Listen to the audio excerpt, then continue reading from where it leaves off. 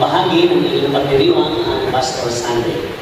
Karangalan ko po magkapagsalita in behalf sa inyong pastor. Pastor, happy Pastor's Day po. Last Sunday po ay aming pinagdiwang, nag-celebrate ang church. Ako po'y kanilang pinagpahinga rin. Kaya salamat, mayroong minsan sa isang taon ay mayroong Pastor's Sunday. Kaya po ang Jesus Christ the Savior of all Church, ang ating section, ang Southern Tagalog District Council through Section 4, Cavite Province, ay mabati ko sa inyo at sa pagdiriwang ninyo sa inyong pagkilala sa lingkod ng Diyos. Maganda po ito na mayroon tayong ginagawa minsan isang taon upang ma-remind tayo sa lingkod ng Diyos paano siya nag-response sa panawagan ng Diyos at sa paglilingkod. So, ngayon pong araw na ito, dahil Pastor Sunday, ay nais kong magbigay ng mga ilang panuntunan na mga pansalita ng Diyos na tungkol naman po sa atin bilang mga miyembro at kaanib ng Iglesia. Upang makita natin yung part natin sa ating lingkod ng Diyos, sa pastor. Kasi po, ang pastor, hindi ko natatalakayin ang tungkol sa tungkulin ng mga pastor. Lalo na po ang ating Pastor Irving, ay siya po ang aming pinikilala. Pinaka-builder. Gagaling po sa pastor. Pinaka-senior. Yan. Senior minister sa ating pong section. At dito po sa Cavite ay bagamat ako ang Christian sa title, sa position, pero ang inyong pong pastor, ang aking kinikilala na pinaka-senior. At the same time po, pagka mayroong mga struggle personal sa akin, sa aking pamilya at sa ministry, since we started 1996, dyan po sa lugar namin, ay si pastor na po ang una kong ginatawagan. Actually, siya ang aking unang invited speaker sa aming pong first year anniversary. At kung natatandaan ni pastor, wala po noon, naging malapit na po ako. Wala pa, hindi ko pa kilala ang maraming mga pastor dito po sa Cavite. Si pastor na po ang nakikilala ko, naririnig ko na ang pangalan niya.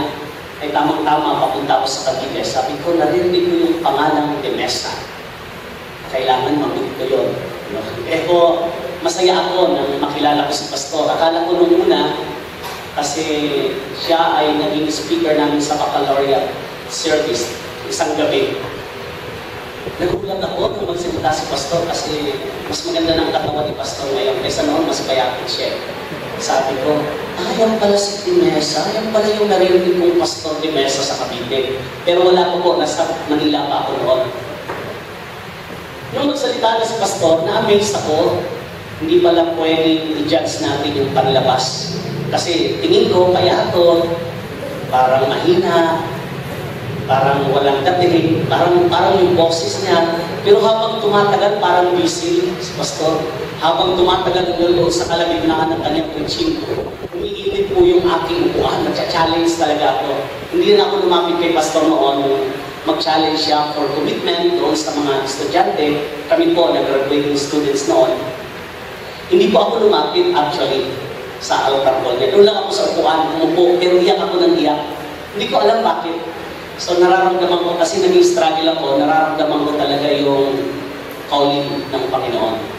So ngayon po umaga, hindi ko tatalakayin about the responsibility of the pastor towards the church, kundi yung the responsibilities of the church toward the pastor. Para po, kasi kami po mga pastor ay, dahil nag-aral kami sa Bible School, isa yun sa aming talagang binigyang atensyon, ano ba ang aming mga gampanin? Ano ba ang aming mga tungkulin? Kaya po, ngayong umaga, at si pastor naman ay sa tagal ng kanyang ministry, hindi ko na kailangang sabihin pa ano ang mga tungkulin at mga gawain ng pastor. Ngayon po ay maganda dahil nagsiselebrate tayo ng Pastor's Sunday, ay ma-remind naman tayo sa ating bahagi tungkulin sa pastor. Bago yan, meron tayong teksto. Kinuha ko po ang ating text sa 1 Timothy chapter 3, verse 15. Ganito ang sinabi ni Apostol Pablo kay Timoteo, upang hindi man ako makarating agad, ay malaman mo rin ang dapat ugaliin sa sambahayan ng buhay na Diyos sa iglesia na siyang haligid at saligan ng katotohanan. Samahan niyo po ako sandali, tayo manalangin. Nalulugod kami lumapit sa iyo, O Panginoon namin. Salamat sa iyong kagandahang loob, sa iyong kabutihan. Kinikilala po namin ng lahat ng mayroon kami mula sa iyo. Walang anuman na nasa amin na hindi nagmula sa iyo. Maging ang aming buhay, ang aming hininga ay hawak ng iyong kamay. Kaya po, kinikilala namin na kahit ngayong umaga na narito kami, ito rin po ay gawa mo. Kung kaya kami nakakalapit sa banal mong trono upang manalangin, upang manampahan, at ngayon, makikinig ng iyong mga salita. I-bless mo po ang bawat isa ng mga kapatid ko, lalaki at babae, nanay at tatay, kabataang lalaki, at kabataang babae. Manusap mo kayo sa aming mga puso. Kung hindi man ugma ang mensahe, nainiwala po ako, Banal Espiritu, in a very special way, mangungusap po kayo sa bawat isa. At pagpapalain mo po, tutugunin ang aming pangailangan. Balwalhati po kayo sa pangalan ni Jesus. Amen. Ang sabi po sa binasa natin, upang hindi man ako makarating, sabi ni Pablo kay Timoteo, agad ay malaman mo rin ang dapat ugaliin sa sambahayan ng buhay na Diyos. Pero palang dapat na ugaliin ang bawat mga kapatid. Meron palang dapat na habit o gawin. Meron palang pamantayan, meron palang tungkulin ang bawat mga kapatid sa sambahayan ng Diyos. At ito ay dapat maging ugali natin o maging kultura na. At ngayon po, maganda ito, na gawin natin taon-taon. Actually, buong month of October ay it's a pastor's month. Merong iba po nag-celebrate first Sunday of October. Meron akong kaibigang pastor sa Makati, second Saturday naman, pinadalang pa ako ng giveaways nila. Meron naman last Sunday po ang maraming mga iglesia natin. At ngayon ay kayo buong month. Magandang kultura po ito at gawing ugaliin ng mga Kristiyano na sa buong isang taon ay mayroong pagkilala tayo sa pastor. Sapagkat alam po natin, ang maging pastor, ako po, alam ko paano maging pastor. Kasi nung ako po'y mag-decide ng pastor, katulad ng siyempre umiiyak ako. Kasi sa kalooban ko at sa laman ko, laban, mayroong lumalaban, ayaw ko. Personally po, ayaw ko. Ang totoo po, gusto ko, maliit pa lang ako, maging doktor. Kasi pag nakita ako ng all white, parang cute, parang ang ganda tingnan, basta nakaputi. Sapatos, puti, medyas, puti, lahat pati nurse. Gusto kong maging doktor. Tapos kung nakita naman ako ng airplane na lumilipad, gusto kong maging pilot. Hindi ko po pangarap ang maging pastor. Kaya nung mag-design akong magpastor, umiiyak ako kasi yung laman ko against, yung kalooban ko against. Sa sarili ko lang po, ayaw ko talaga maging pastor. Pwede ba maging artista? Mukhang against kita. Pangalawa, mas mabilis kumita, di ba? Hindi naman kaya ay sumayaw na lang ako dyan sa ermita. Gagamitin ko itong dingding ko ito, itong katawan ko ito, tawag kibot ko, tawag isang kibot ko, isang pera ko. Di ba? Bakit pa ako magpapastor? Kung pera lang. Kaya alam ko po, ang tinaya, alam ko noong ano yung ibinigay ng isang pastor. Buong buhay, wala mong itinira. Kaya nga, iiyak ka talaga. Kasi alam ko yung mga hindi ko na dapat gawin. Alam ko yung mga lugar na hindi ko na dapat puntahan. Alam ko yung mga taong hindi ko dapat pakutunguhan at pakisamahan. So, iiyak ako. Kaya po, mabigat ang tungkulin ng pagiging isang pastor o lingkod. Kaya, napakaganda po sa araw na ito na meron tayong araw ng pagkilala sa pastor o sa kanyang lingkod. Kaya po, ang aking paksa ay ito, the church responsibilities to the pastor. Dahil po alam ng mga pastor ang kanilang tungkulin, they know their calling, they know their ministry.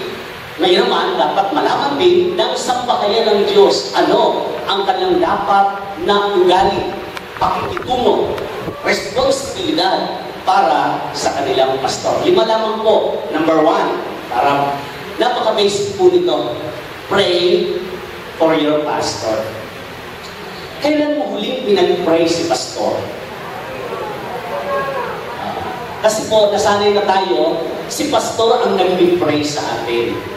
Pagka may sakit, tawagin si pastor. Kapag nanghihina, tawagin si pastor. May celebration, tawagin si pastor. Diba? Kailan natin huling naisipang ipag-pray si pastor? Ang totoo po, naging mindset ng mga Kristiyano, pastor naman kasi siya. Bakit pa siya natin ipag-pray? Pastor naman siya. Ang totoo, siya nga ang nag-pray sa atin. Totoo naman po yun. Kami pong mga pastor, hindi man namin madala sa pangangaral. Kasi po, mayroon talagang hindi kaya sa pangangaral. Dinadala namin sa tubod. Luluhod kami sa Panginoon. Mananalangin kapag may mga kapatid na sabihin namin parang walang response sa Word of God. Minsan nakaka-discourage po sa atin yun. Nag-pray kami. Walang oras po. Lagi namin kayo inaalala. At lalo na po sa inyong pastor na sa kanyang mahabang panahon ng paglilingkod. Given na po yun. Ito po ang Proving Ministry. Ito ang patunay na kung hindi sa panalangin, hindi siya magpapatuloy. So, pray your pastor. Ganito po ang sinabi ng Thessalonica 5:25 ay, ipanalangin din ninyo kami, mga kapatid. Si Pablo po ay namamanhid ng panalangin. Kailangan po ng pastor ang panalangin. Gayon din ang kanyang asawa. Gayon din ang kanyang mga anak. Nasa Bible po yan. Next. Sa Efesos 6:18-20, ang lahat ng ito'y gawin ninyo sa pamamagitan ng mga pananalangin at pagsamo. Manalangin kayo sa lahat ng pagkakataon sa patnubay ng Espiritu.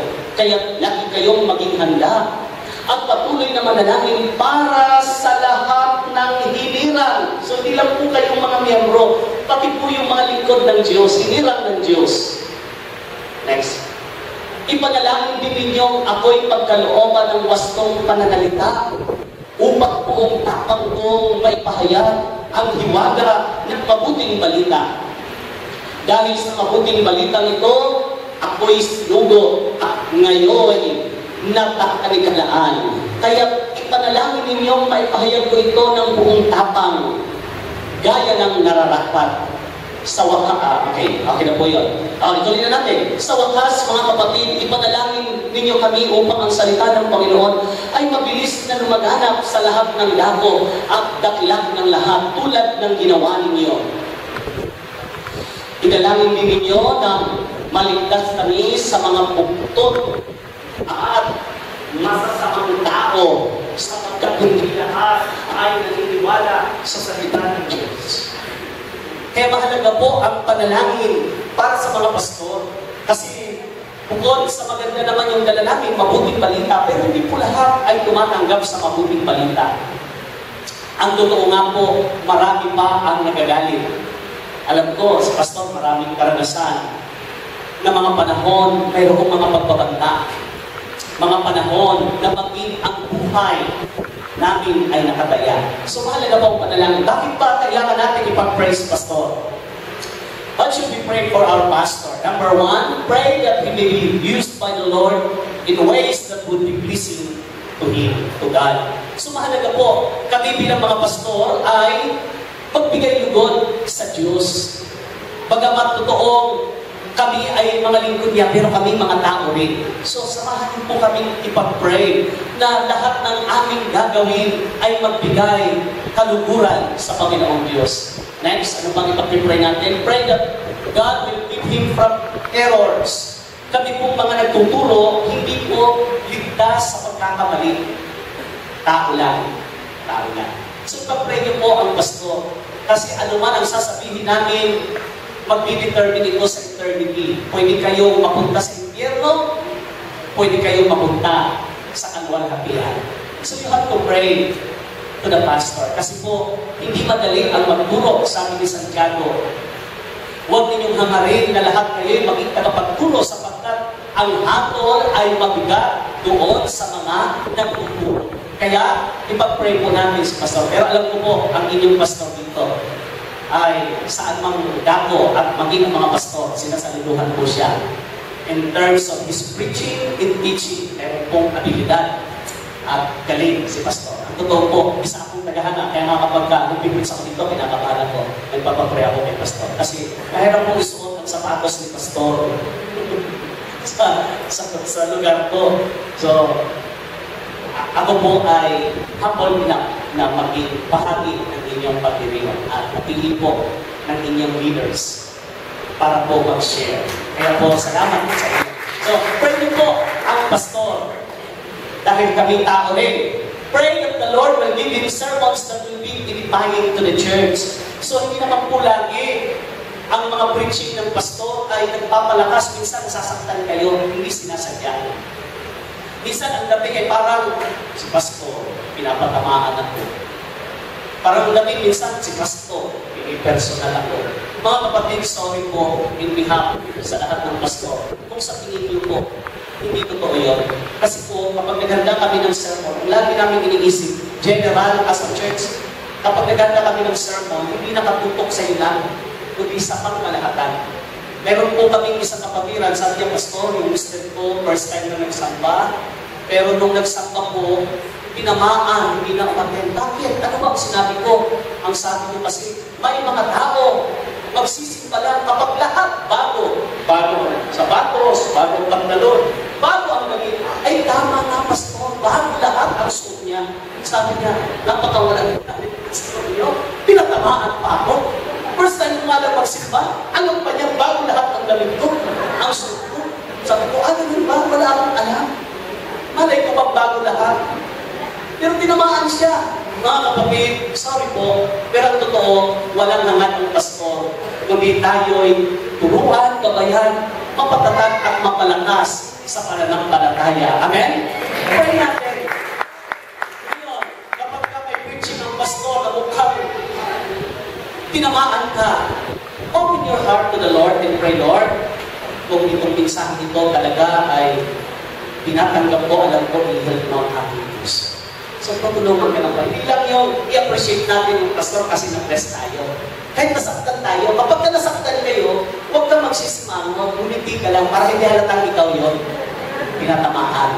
Diba? So, pray na ma-edify ang church through the sermons of the pastor. Number 3, 4. Pray that the Lord will give him physical and spiritual strength.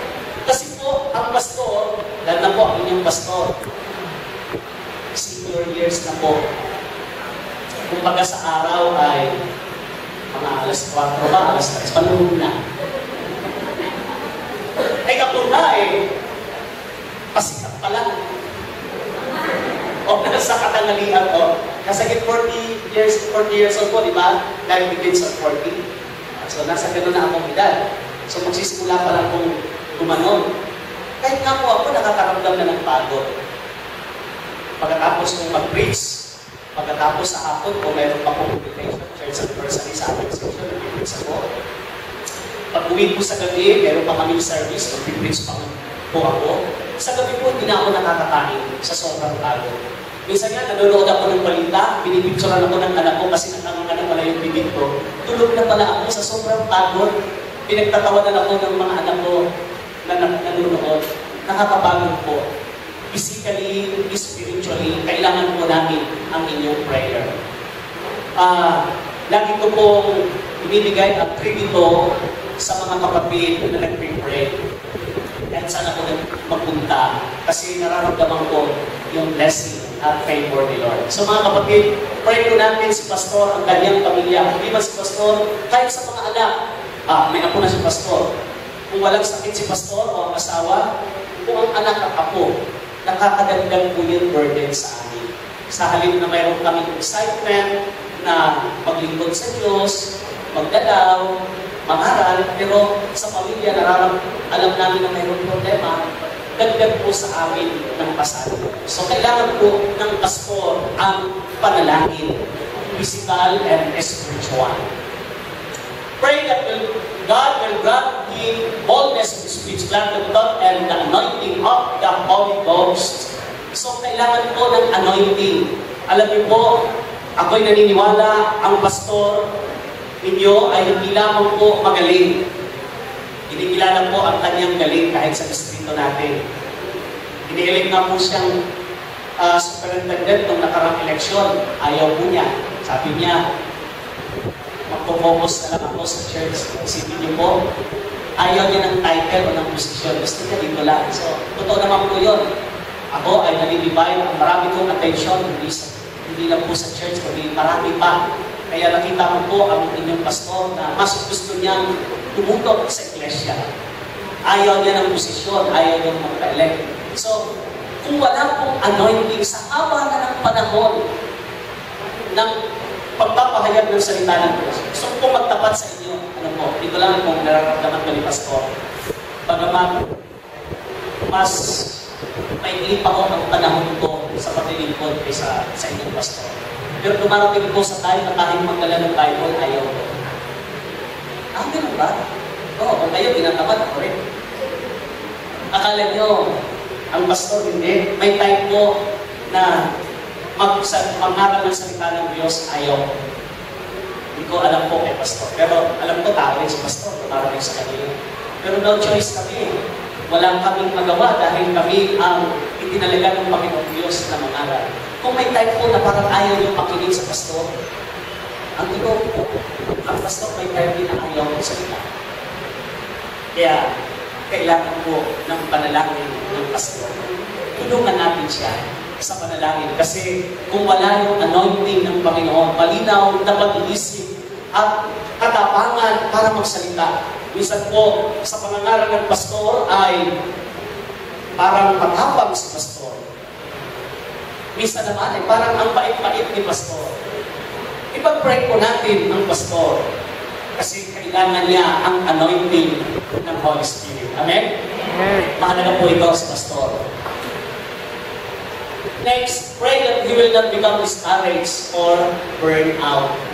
Kahit po ang pastor na di-discourage. Alam ko si pastor, for more than 50 years, for the past 50 years, hindi ko alam dahil hindi ko na tanong si pastor, pero alam ko, hindi lang po siguro mabilang sa daliri ng ating mga kamay at sa paa kung gaano karaming mga discouragement.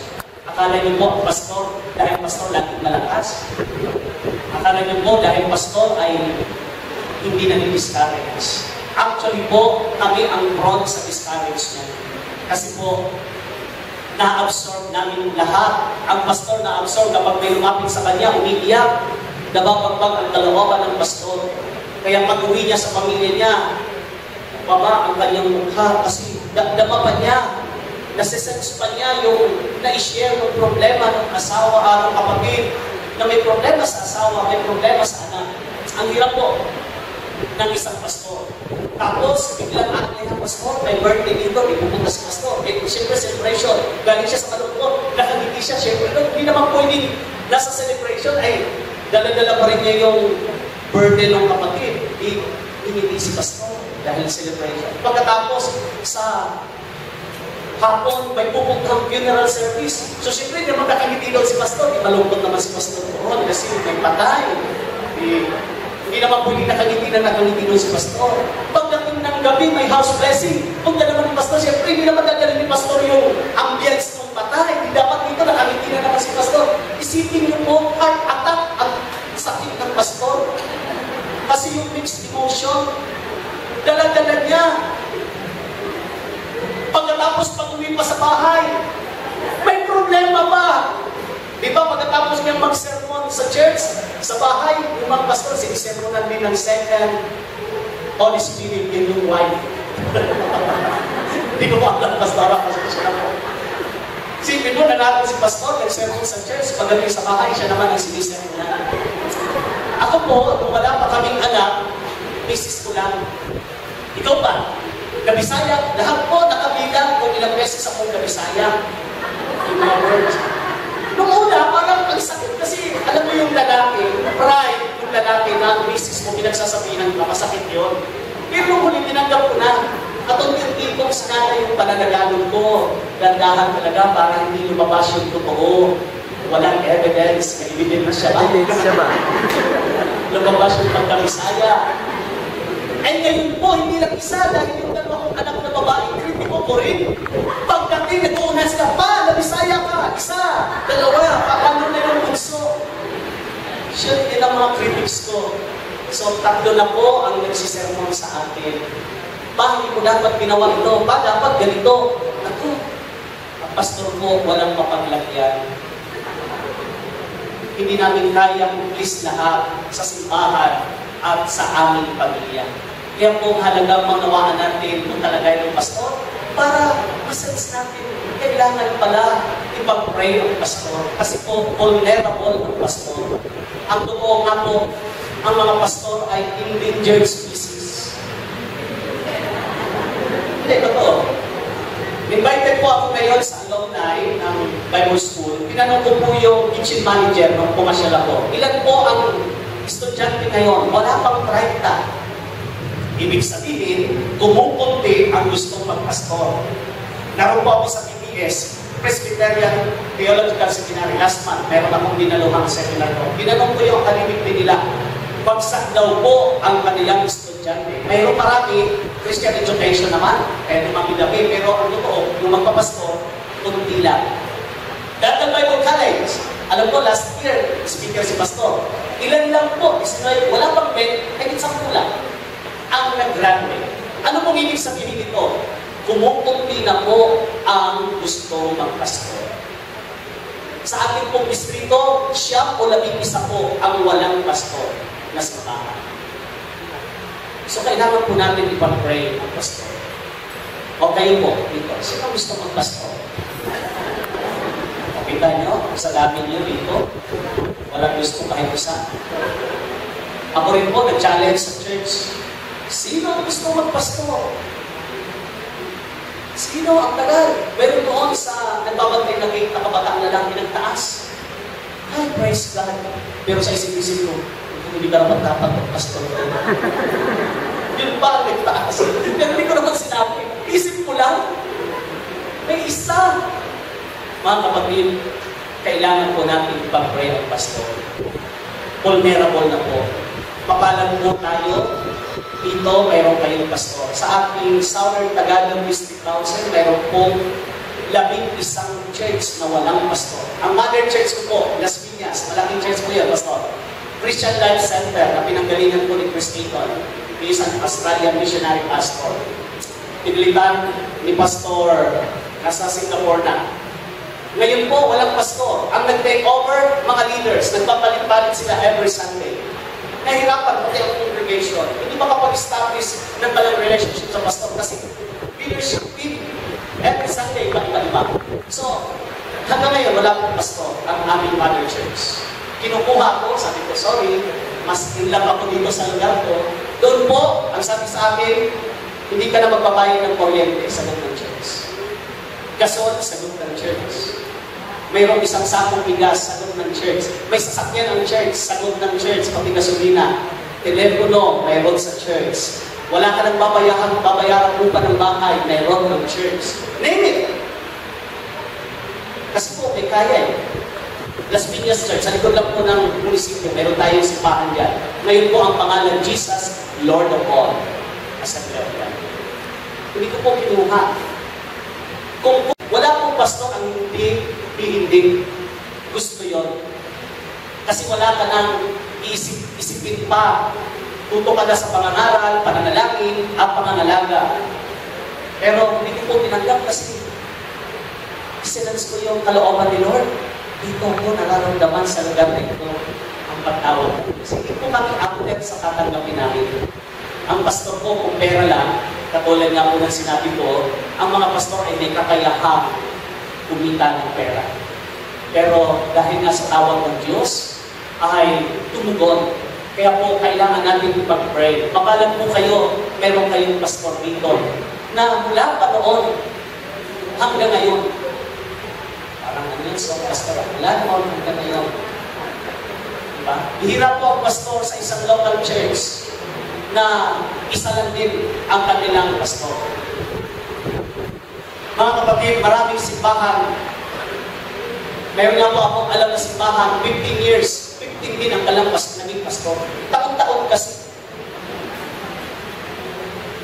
Kaya nga, pinanong ko yung leadership, payag ba kayo na every 3 years iba ang pastor? Sabi ng mga kapatid, hindi pastor, kasi parang pamilya o magpapaalam ako sa asawa ko, mga anak. Next year, iba na ang tatay ninyo, ha? Hindi ba yun? Sabi ng bunso ko, sino ng tatay namin? Physical po ito. Sa spiritual, the pastor, being the pastor, is the father of the house.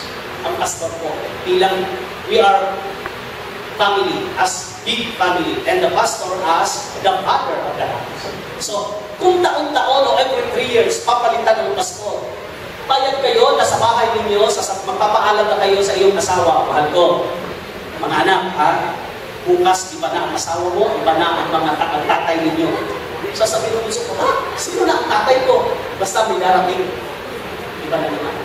Iyo, maganda, pero mamalag po kayo. Kaya nga po, ako, isa sa humahanga sa pastor ng church, City Church sa Bahay. Prayer ko rin po na mag-stay for long, what? Please for life, until the Lord comes. Bagamat maraming offer. Alam ko po si pastor, maraming offer. Hindi lang dito, maging sa ibang bansa.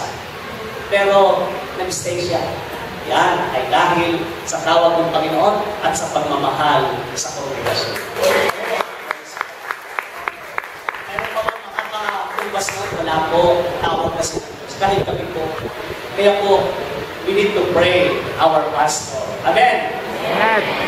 Lalo na po ang inyong pastor ay talaga pong nasa panahon ng kanyang kabataan hanggang sa huling sandali, lalo na po natin ibigay ang ating support at panalangin kay pastor. Number 2, pagkatapos natin ipag-pray si pastor, show love and respect towards your pastor. Mahalaga po na maramdaman ng pastor na siya'y tanggap, na siya'y minamahal ng mga kapatid na dapat maging ugali ng sambahayan ng Diyos, sabi sa Timoteo 3:15. Tingnan po natin ang sinabi sa Thessalonica. Ipinamamatig namin, mga kapatid, na igalang ninyo ang nagpapagal para sa inyo, ang mga pinili ng Diyos upang mamahala at magturo sa inyo. Pagpupulan ninyo sila ng lubos na paggalang at pag-ibig. Dahil sa kanilang gawain, magsama-sama kayong mapayapa. So, ano po sabi niya? Balik po. Pagpupulan ninyo sila ng lubos na paggalang at pag-ibig. Bakit kailangan natin igalang at mahalin ang pastor? Dahil sa kanilang gawain, because of their calling and their ministry. Ang totoo po, nung mag-response ang pastor sa tawag ng Diyos, wala pong promise. Hindi katulad sa papasok ka sa trabaho, sa pribado o sa gobyerno. May promise agad, magkano ang sahod mo. Diba? May mga benepisyo yan. May Medicare, may SSS, may mga benefits yan. Mayroong retirement. Pero, ang pagpapastor po, walang offer na gano'n. Basta sumunod sa tawag ng Diyos ang maglingkod. Kaya nga, dahil sa kanilang responsibilidad at dahil sa kanilang tungkulin, mahalagang atin silang pagpupulan ng paggalang at pagmamahal. Kasi po, ang pastor, dahil tao, mayroon din pong kahinaan. Dahil ang pastor ay tao, mayroon din pong damdamin. Dahil ang pastor ay tao, mayroon din pong pagkakamali.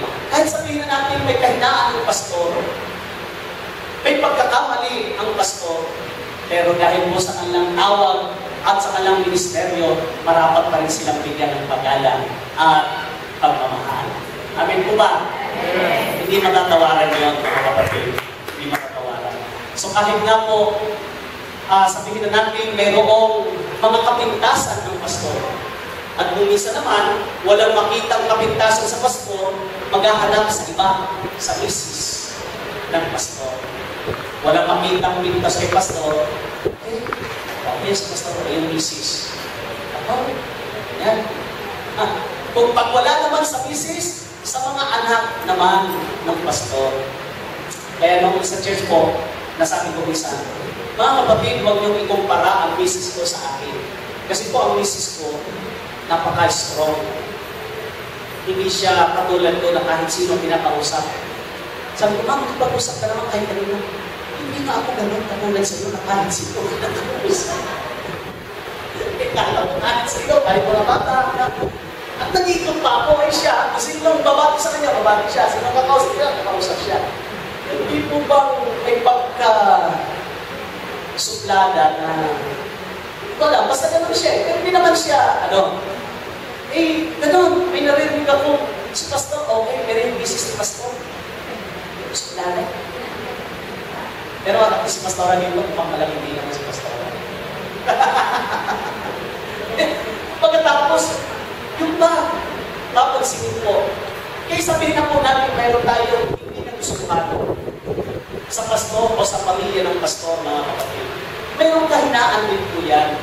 Wala pong perfect family. Sa langit na po meron. Dito wala po. So kahit pamilya ng pastor, ang pastor, bilang tao may kahinaan. So, bigyan pa rin natin sila ng respeto at pagmamahal. Kahit po doon sa mga panahon na nakakalungkot, kaya ako nag-declare na mga kapatid, kung meron kayong gusto sabihin sa akin na ayaw niyo, sabihin ko direct sa akin. Nakakalungkot po, malalaman mo, sa iba, at sa mga kapitbahay nila, hindi Christian, doon ikinikwento kung meron po tayong mga disgusto, mga hindi nais sa pastor, sa pamilya ng pastor. Kung di natin madirekta ang pastor sa mga leaders, kasi concern yan, para malaman, makarating, na mayroon palang mga dapat maayos. Kasi po, kaysa malaman ng pastor doon sa mga unbeliever, o doon sa inyong asawang unbeliever, isipin mo, magkukwentuhan sa kainan, ay maraming katabi, mga nagkakainan din na hindi Christian. So, hindi maganda. Maganda mo, direktahin natin si pastor. Hindi po tama na magsasalita tayo ng masama ng patalikod sa pastor. Sabi ng Panginoon, ang tumanggap sa nagsugo sa akin, ang tumanggap sa akin, ay tumanggap sa nagsugo sa akin. At ang sinumang tumanggap sa sinugo ko, ay ako ang tinanggap. So kapag sinisiraan natin ang lingkod ng Diyos, representing the pastor, na siyang kumakatawan sa Panginoon sa Kristo, sinisiraan din natin ang Diyos. Sinisiraan natin yung gawain ng Diyos kapag kasiniraan ang pastor. Kaya huwag kong basta-basta magsasalita ng masama. Kahit na nga po, yung pagsalita lang. Kasi po, bilang lingkod ng Diyos, mag-pray na lang tayo. Panginoon, meron akong narinig o hindi nakita maganda kay pastor o sa pamilya ng pastor. Kaysa ibuka mo ang iyong labi na magsalita ka ng masama, you have to pray na lang. Kasi lingkod sila ng Diyos. Ganito ang sinasabi ng Timoteo 5:1. Huwag mong pagbibikaan ang mga lalaking higit na maganda sa iyo. Kundi pakiusapan mo silang tulad sa iyong ama. Ibilang mong kapatid ang mga kabataan lalaki. Ito po sa church, yung mga elder dyan. How about yung lingkod ng Diyos? Basta huwag tayong maniniwala kapag mayroon tayong narinig na mga salita na masama o ang pinapatungkulan ng pastor o ang pamilya ng pastor. Sabi ng salita ng Diyos, huwag mong tatanggapin ang paratang sa isang matanda kung walang patutuo ng 2 o 3 saksi. So huwag magpapaniwala sa mga sabi-sabi.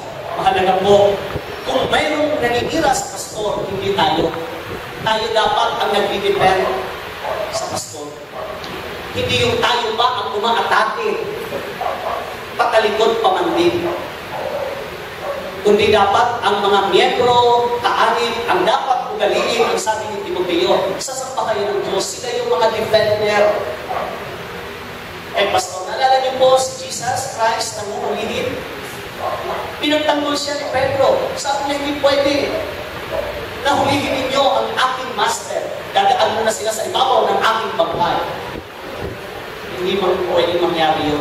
Kaya nga nung si Jesus ay nagpapahayag sa mga disciple, nang sabi ng mga disciple, darating na ang sandali, ang ng tao'y maghihirap, bubugbugin, parurusahan, bibitayin.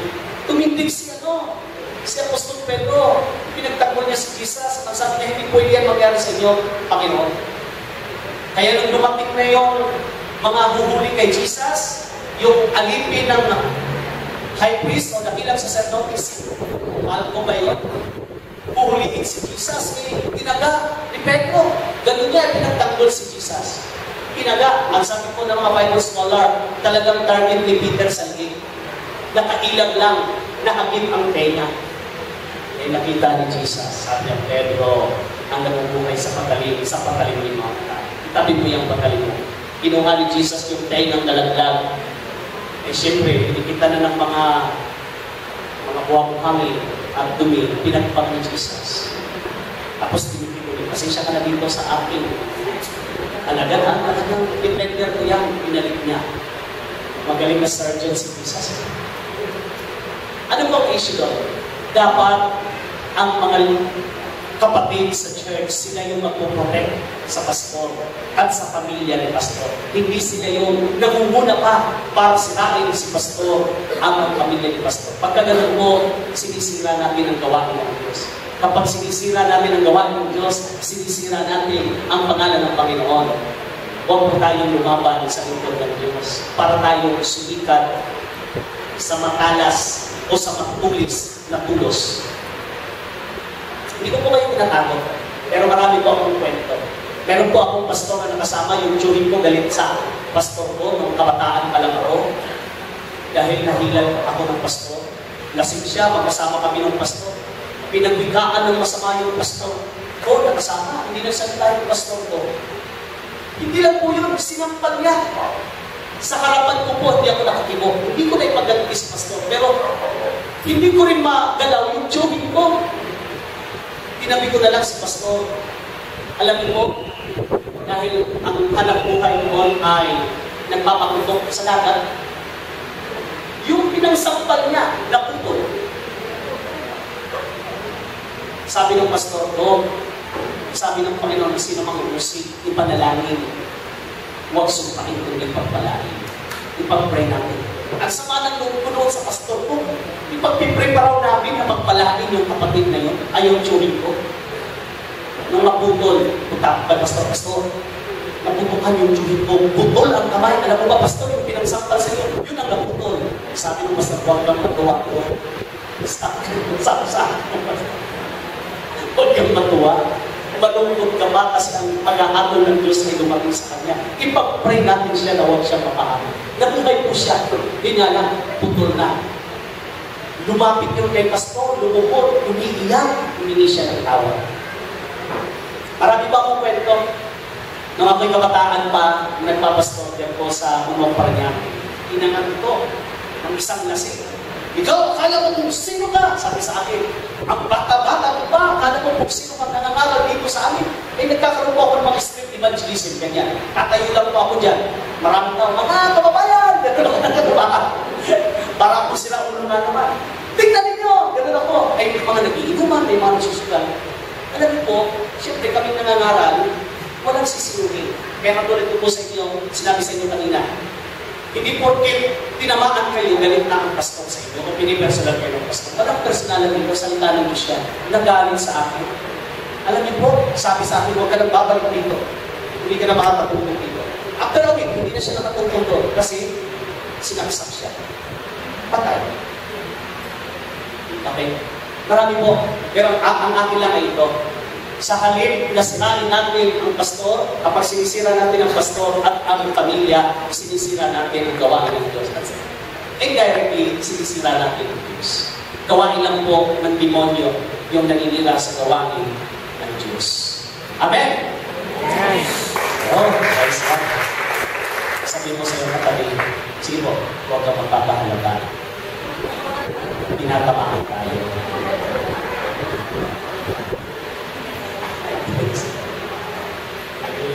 Ilalang muna kayo. Ako'y gusto ko rin muna huminga. Kasi parang ang bibigat ng mga nagitawag ko. Katulad po ng sinabi ko, patawarin ninyo ang pastor kung minsan po masakit. Minsan meron po pangangaral ng pastor na nabibless kayo. Pero madalas, hindi kayo nag-bless. Nasasaktan kayo.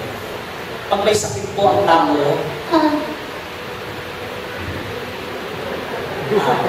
akala ko naging mga boses ko. Bumata, praise God, ibalik ako sa pagkabata.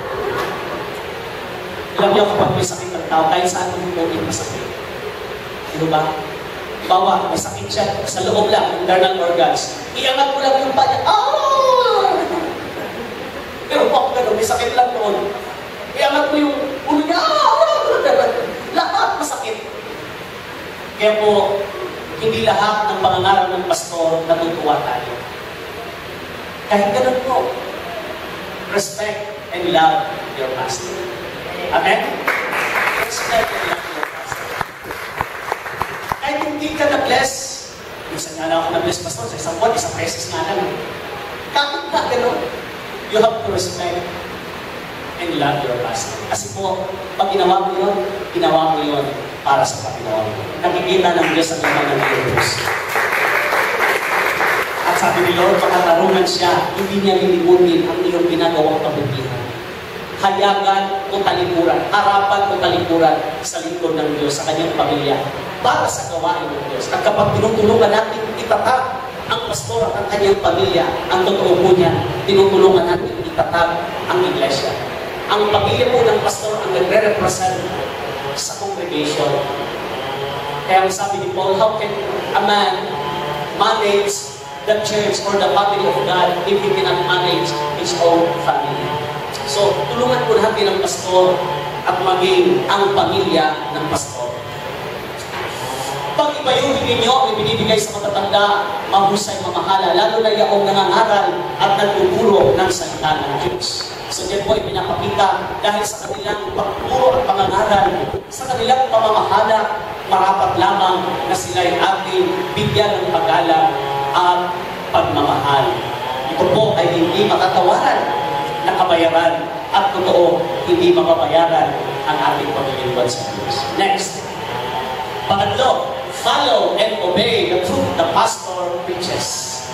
Tinignan ko po yung salitang obey, follow and obey. Ano ba ang kaibahan ng follow and obey? Tinignan ko po sa dictionary yung salitang follow, go after a man or a thing moving. So, yun yung follow. Yun namang obey, abiding or executing the command. Yun ang ibig sabihin ng follow and obey. So, yung pagsunod at pananatili sa pastor sa kanyang itinuturo. Hindi lang natin susundan, pakikinggan, kundi i-execute natin, isagawa natin. Yan yung ibig sabihin nun, follow and obey the truth the pastor preaches. Kasi po, mahalaga yun. Pagka ginawa natin yun, nagbibigay sa amin ng karangalan yun. Hindi lang tayo nakikinig, kundi hindi lang tayo nananatili, every Sunday, umaattend tayo, nag-aabay tayo, kundi nag-execute tayo, isinasagawa natin din yung follow and obey. Pinako natin ang Korinto 11:1. Tularan ninyo ako, gaya ng pagtulad ko kay Kristo. Follow me as I follow Christ. Napakaganda po yan. Malakas ang loob ni Pablo sabihin sa mga kapatid sa Korinto na sundan niyo ako. Katulad ng pagsunod ko sa Panginoong Jesucristo. Ang ating pong pastor, karapat-dapat tularan. Sa simula pa lang, nag-ibigay niya ang kanyang buhay sa Panginoon. Yung ba magandang halimbawa niyo? Sa simula pa lang, nang sabihin niya sa Panginoon, I will obey, Lord. Susunod ako sa iyong Panginoon. Ano man ang mangyari. Alam ko po, hindi mauubos kulang ang maghapon para ikwento ng pastor ang mga iba't ibang karanasan ng mga pag-uusap Panginoon. So, we have to follow and obey the truth the pastor preaches. Isa pa, talata. Alalahanin ninyo ang mga nakasiwa sa inyo na nagpahayag sa inyo ng salita ng Diyos. Isipin nga ninyo kung paano sila namuhay at namatay. Si Pastor po hindi mapatay. Kundi paano sila namuhay. Yung iba, inaalala nila kapag kapatay na. Maganda ngayong buhay pa lang. Alalahanin na natin. At alam natin yung salitang pag-alala, hindi lang po pag-alala na iniisip. Kundi, ano yan, action word. Alalahanin. So, isipin nga ninyo kung paano sila namuhay at namatay. At tularan ninyo ang kanilang pananalig sa Diyos. Oo, mga kapatid, bago po ako naging pastor, tatlo po ang naging pastor ko. Yung pong tatlong naging pastor ko, iba-iba po ang kanilang personalidad. Iba-iba rin po, alam mga anak, bawat sa kanila mayroong kapintasan. Pero nag-decide ako sa sarili ko na sumunod sa lingkod ng Diyos. At natutunan ko naman, iniyan ako ng Panginoon Diyos paano sumunod sa lingkod ng Diyos. Kahit doon sa mga panahon na parang mahirap sumunod. Pero pa ako isang pastor na kasama sa akin niya, Lord, init ka tubig, magkape tayo. Okay? Sa may lalabas. Yung pala, nagbisita na si pastor, alas 11 na bumalik. Yung tubig na pinakulo ko, natuyo. Kasi, yung pala, walang pera talaga si pastor na pambili ng kape. Nabisita ko na kung may magbigay ng kape. Pagkalapos hindi magkakape. Sabi ko, pastor, dapat sinabi mo. Isipin mo, magsalit ka daw. Sabi ko sa akin, pastor, walang bigas. Sasabihin sa akin, matutupang magsalit daw, walang bigas. Sabi mo, out of this world naman po si pastor. Isabi mo nga gano'n, nag-isip ako, bakit gano'n? Ito pong huli, ito mabigat. How I submit my pastor. Yung aming pong senior pastor, kwento ko lang, at least, may oras pa ako doon. Yung senior pastor po namin, yung thesis ko ngayon, siya ang naniligaw dyan. Okay? Ito, magandang kwento. Magsasabi na ako, kasi sabi ko kay Mrs., nauna po siya, matanda siya sa akin eh. Nang 2 taon, nauna siya sa Bible School. Sabi ko, time ako 2 taon, pagka-graduate ko, magpapakasan tayo. Ibawal po sa Bible School ang ligawan. So ayun eh, hindi ako nagligaw. Nauna siya pagka-graduate. Sabi ko, pag-graduate ko, hintayin mo lang ako, magpapakasan tayo. Malapit na po ako, nagsabi yung senior pastor ko, Ton, liligawan ko yan si Pastor René. Na hindi niya alam na ako ay magpupropose na. Ay, siya rin pala. Pero dahil po siya ang senior pastor ko, ganun ba, pastor? Okay po. Ipag-pray ko kayo, pero sa bakit si pastor pa?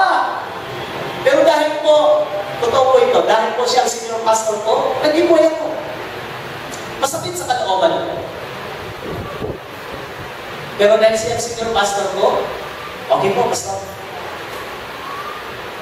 Pagkatapos minsan darating siya, Ton, pakibigay ko kay Pastor Annette, chocolate at saka flowers. Okay po, pastor. Ako pagod ka na to. Pastoral na.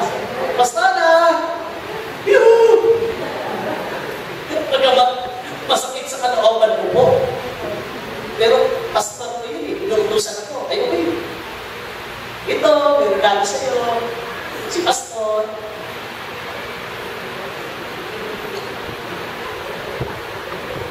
Yan sumunod po ako. Wala akong sinabi masama kay pastor. At sa mga miyembro, wala akong sinabi na tungkol kay pastor. Si pastor, miyembro niya, ligawan niya. Pero yung pastor na namin, hindi niya miyembro. Sunday school, hanggang pinag-aral sa Bible school, at misis ko nag-graduate. Nung huli, liligawan niya. Hindi ko sinabi. Talaga ko si pastor. Pero, pinahimik po ako. Si pastor umuwi ng Tarlac, taga-Pagigil.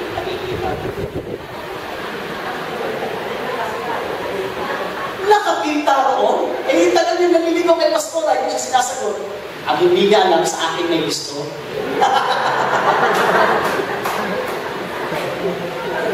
Pero, hindi ako lang. Nag-ibuhay ako. Kahit sabihin ko sa kanya, pastor, akin na yan. Pero dahil gusto ko, sige, magpaparaya. Ganun ko po kinikilala ang mga pastor. Ganun po sila sinusunod. Ganun ako nagpapasabi. Umuwi si pastor after 3 months, sabi niya, Ton, magpapakasal na ako. Nagpaalam siya sa amin lahat, pati kay pastora. Hindi kami talaga kalooban ni Pastora. Meron akong nakilalang Pastora doon. After 6 months, nagpakasal sila December. Ako po ang best man niya sa kasal. Okay? Picture, tapos na ang di ba? Picture. Katabi ko si Pastor. Best man eh. Habang nagpipicture, sinasabi ko na kay Pastor, hindi, pero po kwento ako, Pastor. Ngayong kasal ka na. Si Pastor Anet, kaya nagkatuluyan. Ako naman. Sabi pa nung Pastor, habang nagpipicture na yung misis niya, hindi na pinaparinig sa misis niya. Noon pa man, alam ko na kayo talaga. Sinubok lang din pala ako ni Pastor. Sipin niyo yun. Mga kapatid, karang halaga doon, saludo siya sa akin. Kilala niya. Paano sumunod at magpasakit. I think, kaya kahit kaninang pastor, pinagmamalaki niya, si Pauline, okay yan. Kaya po nung ako'y maging pastor na, hindi magaling sumunod, magaling din yan na tagapagpastor. Amen? Kaya nung ako'y naging pastor na, alam ko ba ano magpasunod? Kasi hindi masunod na. Magagamit niyo po yan kahit sa anong larangan. Sa trabaho niyo, sa pamilya niyo, sa school. Pag marunong tayo yung sino yung in line of authority, si Lord nag-bless sa mga tao, nagpapasakop at sumusunod. Lalakarin natin sila. 13:17 ang Hebreo. Pasakop kayo sa mga nangangasiwa sa inyo. Sila ay may pananagutang magbantay sa inyo. At magbibigay sulit sila sa Diyos ukol dito. Kung sila ay susundin ninyo, magagalak sila sa pagtupad ng kanilang tungkulin. Kung hindi, sila ay maahapis. At hindi ito makabubuti para makabubuti sa inyo. So mga kapatid, yung palang ating pagpapasako, pag-follow at pag-obey sa pastor ay maganda. May commendation po ang Bible. Bakit po? Dahil sa tungkulin ng pastor, sagutin namin ang kaluluwa ng bawat tao. Si pastor po, sagutin niya kayo sa harapan ng Diyos. Sa araw ng paghubog, hindi lang ang kanyang kaluluwa ang pagsusulit niya sa Diyos. Pati po yung mga kaluluwa ang pinagkatiwala sa pastor. Ipagsusulit niya sa Diyos. Kaya nga ang sabi ng Bible ay meron silang pananagutang magbantay. At magbibigay sila ng pagsusulit sa Diyos sa mga kaluluwa. Kung sila ay susundin ninyo, magagalang sila. At sa pagtupad ng kanilang tungkulin. Kung hindi, mahahapis sila. At ang consequence po, hindi lang nahapis ang pastor. May consequence din sa inyo. Hindi ito makakabuti sa inyo. Kaya po, kung paano ipinagkatiwala sa pastor,